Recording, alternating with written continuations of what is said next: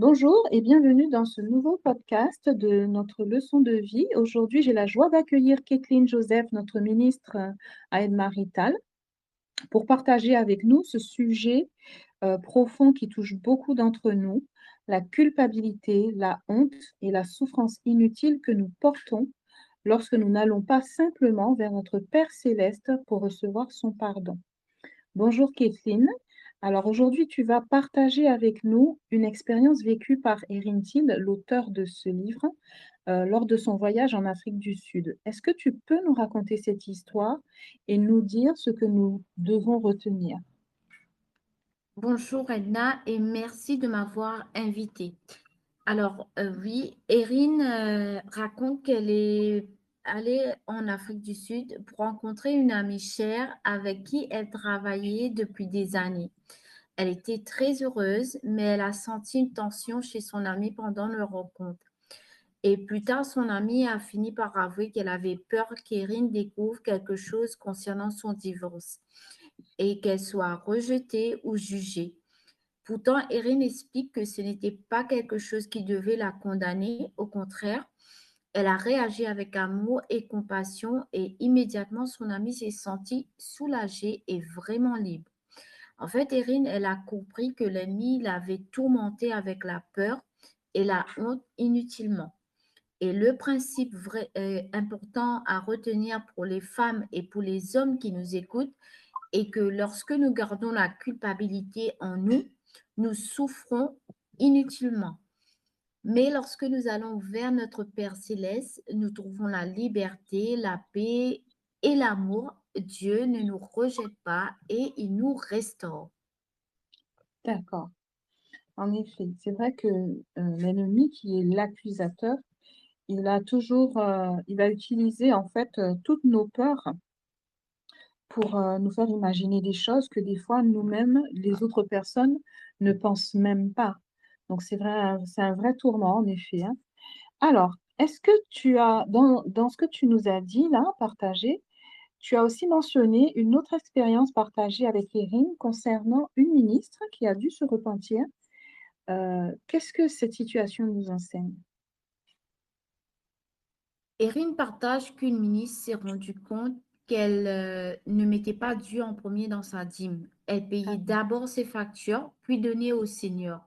Elle a remarqué qu'elle était devenue très irritée, impatiente et de mauvaise humeur. Et lorsqu'elle a compris que le Seigneur lui montrait cela, elle s'est repentie et a demandé de mettre et a décidé de remettre Dieu en premier. Et immédiatement, elle a retrouvé la paix. Et le principe, c'est que le péché non confessé affecte notre paix intérieure. Parfois, nous ne comprenons pas pourquoi nous sommes irrités ou fatigués émotionnellement, mais Dieu veut simplement nous montrer quelque chose pour nous libérer. tout Et à quand fait. nous nous repentons, la paix, elle revient. Oui. Et c'est vrai que des fois, on a peur déjà de faire le pas, tout simplement, de lui dire ce que Mhm. l'on ressent, alors que c'est simplement libérateur de lui dire tout ce que Exactement. nous avons sur le cœur. Et tu vois, cette paix dont tu parles, qui est la sienne, hein, pas la nôtre, eh bien, il nous remplit effectivement de cette paix-là et on se sent bien, vraiment, on se sent bien. Donc, quand des fois on parle, je me sens en paix, c'est la sienne qu'il faut chercher et non pas la nôtre, parce que l'accusateur, il utilise souvent ce que nous vivons pour nous culpabiliser et pour que nous Oui, aussi, on reprenne le contrôle de la situation qu'on avait donnée à MC. Et c'est vrai, enfin MC pour notre Marie Céleste. Et c'est vrai que souvent, j'entends des femmes qui me disent oui, je lui en ai parlé, mais ça fait 3 jours, ça fait 4 jours, il m'a toujours pas répondu. Donc, c'est souvent cette période-là où l'ennemi veut nous faire reprendre le contrôle. Et ça, c'est à ce moment-là où il faut vraiment rester bien accroché à Dieu pour, c'est vraiment une lutte en fait, hein, pour pouvoir exactement. rester Oui. attaché à lui. Donc, voilà, tu vois, c'est quelque chose, c'est ce que j'aimerais quand même, éclairer celles qui nous et ceux qui nous écoutent, c'est que quand on est dans cette période d'attente, il faut rester serein dans sa parole et attendre parce que il répond toujours. Voilà. Alors, Erin explique aussi que lorsque certaines ministres ont été encouragées à compléter leurs leçons manquantes, elles ont eu des réactions différentes. Est-ce que tu peux nous éclairer sur ce sujet? Alors, oui, donc, en fait, il y a des ministres qui ont paniqué, ont ressenti de la colère. Et en fait, c'est des blessures intérieures, des peurs intérieures. Et Erin, elle nous rappelle encore une nouvelle fois que notre Père céleste n'est jamais pressé. Dieu n'est jamais pressé.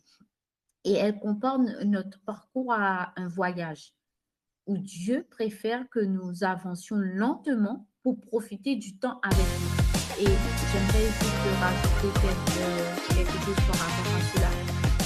En tant que chrétien, je veux dire pas en tant que chrétien, en tant qu'homme ou femme, nous voulons aller très très vite. En fait, on ne donne même pas le temps à Dieu d'agir. On veut, encore une nouvelle fois, contrôler les choses. Et en tant qu'homme, on est homme ou femme, on est tout le temps pressé. On veut aller plus vite que Dieu. On veut faire les choses à notre manière. Mais Dieu nous montre que non, lui, il n'est pas pressé. Lui, il faut profiter du temps qu'on a avec lui, passer du temps dans sa parole, de l'intimité. Et le principe qui est très important, c'est que Dieu nous guide vers la paix. C'est comme tu as dit, Edna, c'est lui qui nous guide vers la paix. Et lui ne va jamais mettre de la pression. Et quand nous ressentons de la panique ou de l'urgence, et c'est souvent qu'un signe c'est un signe pour nous de nous arrêter en fait. Dans tout ce que nous faisons, il faut arrêter et passer du temps avec lui. Et aujourd'hui, j'aimerais juste rajouter cette partie-là. Aujourd'hui, nous voyons que si nous écoutons les voix du monde, en fait, nous écoutons tout ce qui se passe à l'extérieur, nous allons être toujours confrontés à des peurs. Alors que si nous nous asseyons avec lui, si nous passons du temps, de l'intimité, avoir de l'intimité avec Dieu, nous n'entendrons même pas les voix extérieures parce que nous sommes focalisés sur lui, parce que nous devons, en tant que chrétiens ou en tant que chrétiens, nous devons passer du temps avec lui.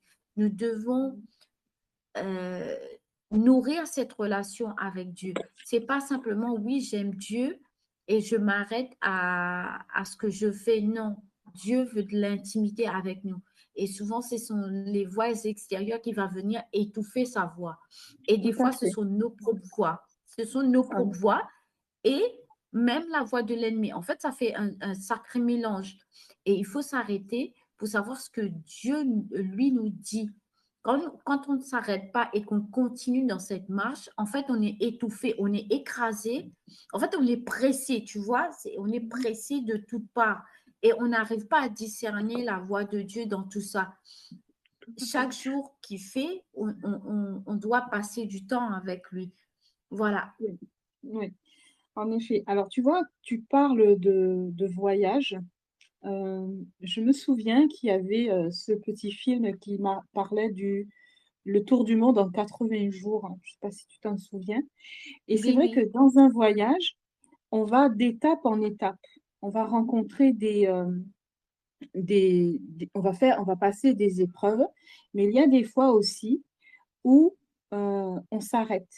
On s'arrête lors de cette étape pour pouvoir réfléchir à ce que l'on va faire ou comment on va. Tu sais, on prend souvent une carte pour se dire, bon, ben, tiens, je vais aller tel endroit, je vais aller là, je vais aller oui. là. Et c'est exactement quelque chose qui se planifie. Et j'ai envie de dire que, et c'est vrai, notre Dieu, il a déjà tout planifié. Il sait ce qui va nous arriver en chemin.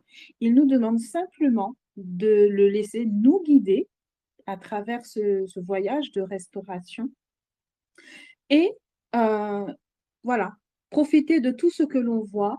Et quand il y a des moments où on a des problèmes, soudain, j'ai Mhm. envie de dire ça comme ça, il faut prendre le temps de s'arrêter et d'écouter sa voix.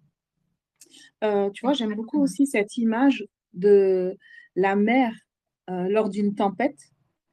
Tu vois, les vagues, elles sont énormes sur la mer et c'est dangereux même parce que ça peut faire couler plein de choses et ça peut créer Oui. énormément de dégâts.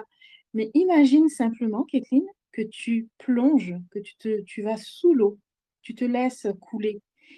Et là, dans cette partie de la mer, c'est le calme.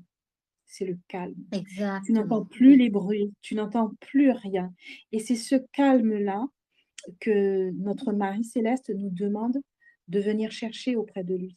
Parce que lui, il saura arrêter cette tempête, il saura tout calmer et on n'a rien à faire en fait. Et c'est cette paix-là que lui, il désire pour nous et nous transmettre sa joie. Voilà. Donc la honte, la peur, la culpabilité, tout ça, ça fait partie du plan de l'ennemi, qui lui aussi a un plan pour nous faire couler, pour nous faire perdre pied et nous Mm. égarer et nous éloigner en plus de Et notre ça nous fait relation. perdre du temps aussi, j'aimerais dire Exactement. ça, Oui, tout parce à qu'on fait. se lamente Oui, trop, en fait.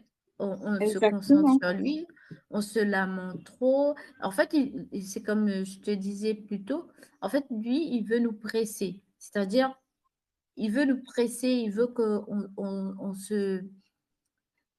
On est comme, comment te dire, il veut nous dévier de notre route. À chaque fois que nous voulons faire ce chemin vers Dieu, lui, il va essayer de nous dévier. Mais Oui, j'aime bien ce que tu dis, de descendre au fond de la mer pour pouvoir être dans le calme. Ça, c'est quelque chose de merveilleux que tu nous as partagé, Edna. oui. Et donc voilà, donc en fait, en conclusion, est-ce que toi, par contre, tu pourrais nous donner 3 points, euh, 3 principes en tout cas, importants pour aider ceux qui nous écoutent à, à laisser en fait, ou à accepter plutôt le plan de Dieu pour leur vie. Alors, mesdames ou messieurs, ne portez pas la culpabilité. La repentance apporte la paix et Dieu veut nous guider dans sa paix et pas dans la pression. Il faut se tourner vers Dieu. On n'a pas d'autre choix. On ne peut pas se tourner vers qui que ce soit. Il faut se tourner vers Dieu pour avoir cette paix. La paix que nous allons recevoir de lui, c'est différent de ce que nous allons recevoir des autres. Donc, il faut absolument se tourner vers lui pour avoir cette paix et ne plus vivre dans ne plus avoir de pression. Voilà, moi, je pense que ça peut aider n'importe qui s'il se tourne vraiment vers Dieu euh, le chercher, c'est-à-dire être dans l'intimité avec lui, mais de ne plus porter la culpabilité. S'il vous plaît, ne portez plus la culpabilité parce que ça D'accord. va vous roncher. Ok, merci beaucoup. Et j'aimerais rajouter, Kathleen, si tu me le permets, Oui, c'est bien sûr. d'apprendre à prendre le temps de rester à son écoute. Parce que c'est comme un Mhm. malade, on est malade, on a besoin de cette guérison. Et lui, il vient à notre chevet. Et on écoute en général ce que le médecin nous dit. Donc, c'est lui qui va prendre effectivement tout cela pour nous donner la liberté. Voilà. Donc, prenez soin de vous. Prenez aussi un moment. Demandez-lui aujourd'hui de vous donner un moment pour être seul avec lui afin d'être à son écoute à travers sa parole. Alors, je vous dis à très bientôt et pour un nouvel épisode. Merci d'avoir Merci. participé, Kathleen, à ce moment, à cet échange. Et je te souhaite une belle journée et à bientôt. Merci, Edna.